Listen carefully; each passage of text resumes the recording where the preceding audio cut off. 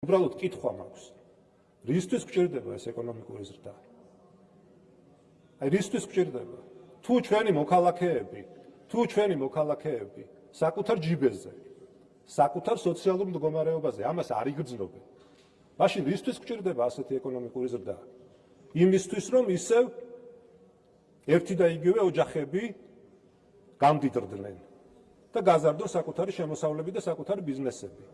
მე მინდა შეგახსენოთ თქვენივე პარტიის გენერალური მდივნის თბილისის მერის კახა კალაძის ფრაზა. სულ რაღაც რამდენიმე თვის წინ შეგიძლიათ გადაამოწმოთ, სიტყვასიტყვით ციტირებ. რა გიკვირთ, როდესაც მსხვილი ბიზნესის უმრავლესობა და დააკონკრეტა 99% არის ქართული ოცნების შემომწირველი. ანუ ამით არა. გასაკვირი სწორედ ის არის, რომ გვიჩნდება საფუძვლიანი ეჭვი, როდესაც ასე თავგამოდებით იცავთ ბიზნესებს და მათ მილიონიან მოგებებს და არ გინდათ, რომ ადამიანებს ელემენტარული ღირსეული ანაზღაურება კონდეთ, მათ მოგებებს იცავთ. იმიტომ რომ ისინი მერე თქვენ გაფინანსებენ პირდაპირ თუ ირიბად და მარტო პირდაპირ დაფინანსებაც რომ ნახოთ, რამდენ შემოწირულობას ღებულობს ოცნება. რა შუაშია შედარება? არ საუბრობ ახლა რეჟიმზე. იმ რეჟიმის შემოქმედებს ესაუბრე. კაცო, მე რას მირჩევ საქმეს? რა არის დემაგოგია? მინიმალური ხელფასია დემაგოგია? დემაგოგია ის რას არ გამიტარებ? კაცო, ვისთანაც არ გაგიტარებია, იმას ნუ გაუტარებ კიდევ. ხო და ეხლა ძდილობა იქონიე. და ეხლა რეჟიმის დანაშაულებზე მე რას მელაპარაკები? ელაპარაკე იმ რეჟიმს.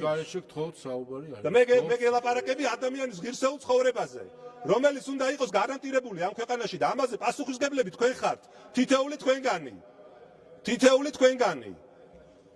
ცადე, აბა როგორ არ გამიტარო, მიდი კიდევ ერთხელ. ხო და აი ნახოთ, რას მიიღებ, საპასუხოდ იმასაც ნახავ. ძალიან ბევრ რამეს, არ ვიცოდეთ მაინც.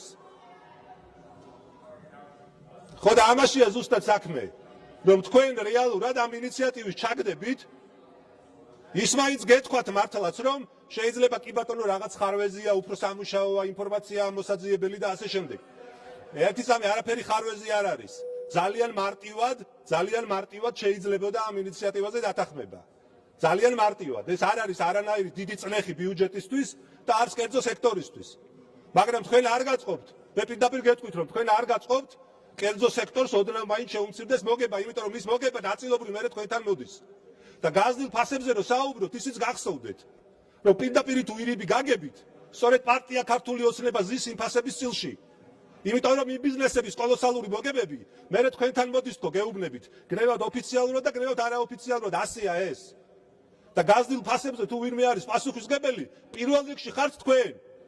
თქვენი არასწორი სოციალურ-ეკონომიკური პოლიტიკის გამო. და რეალურად რა მივიღეთ? მე ნამდვილად არ მიკვირს და როგორ გითხრათ, არ მაქვს არაფერი საწინააღმდეგო ამ ქვეყანაში ძლიერი ოჯახების და მდიდარი ადამიანების და თუნდაც მილიონერების.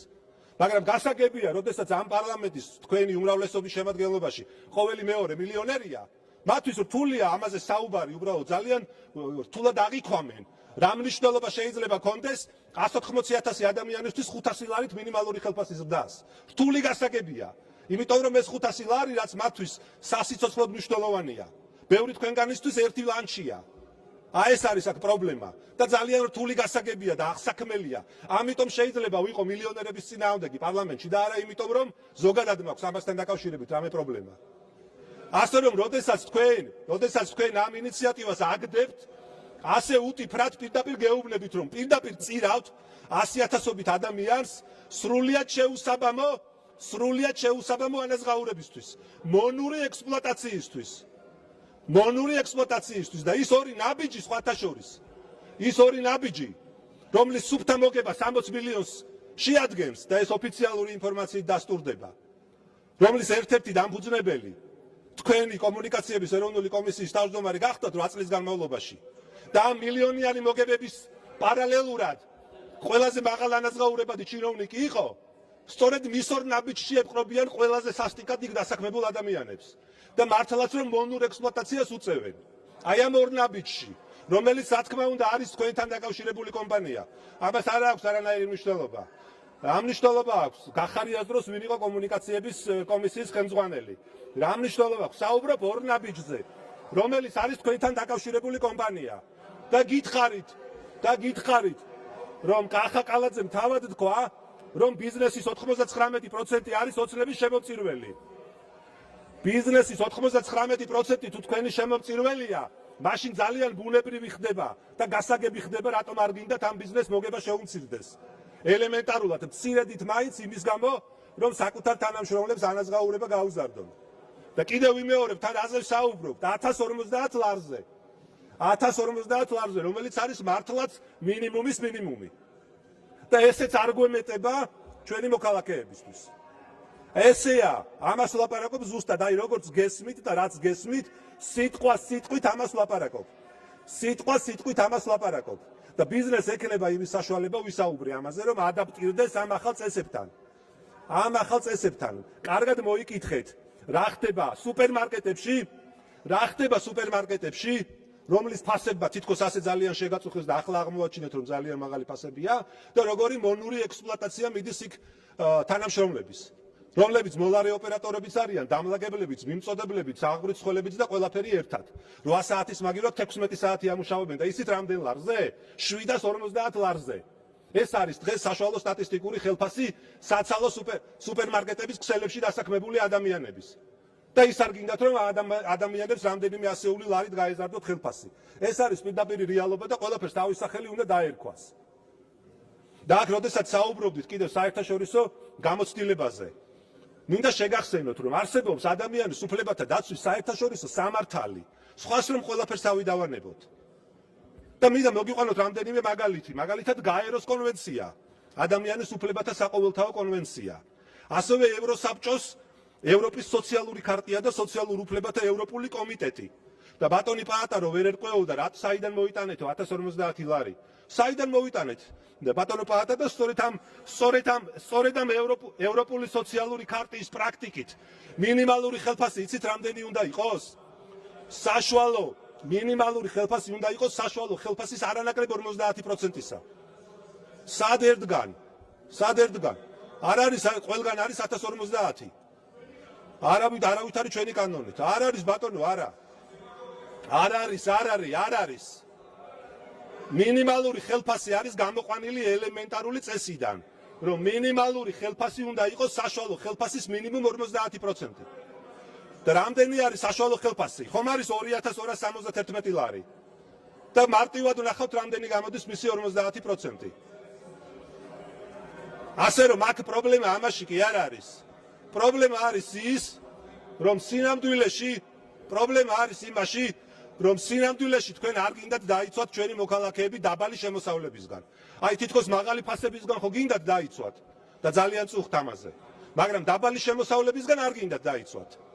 და სინამდვილეში რაც რეალურად შეიძლება გავაკეთოთ, არის ის, რისი ბერკეტიც მართლაც აქვს სახელმწიფოს, რომ დაიცვას საკუთარი მოქალაქეები უკიდურესად დაბალი და შეუსაბამო და ალოგიკური ანაზღაურებისგან. ეს არის ჩვენი ინიციატივა. დანარჩენს ჩვენი მოქალაქეები კარგად ხედავენ, ვინ დგას სიმართლის მხარეს, ვინ დგას სამართლიანი წესრიგის მხარეს, კარგად ხედავენ და ვინ რა ინტერესებს იცავს დღეს ამ დარბაზში. ესეც ყველასთვის გასაგები, ბუნებრივი და ლოგიკური ხდება.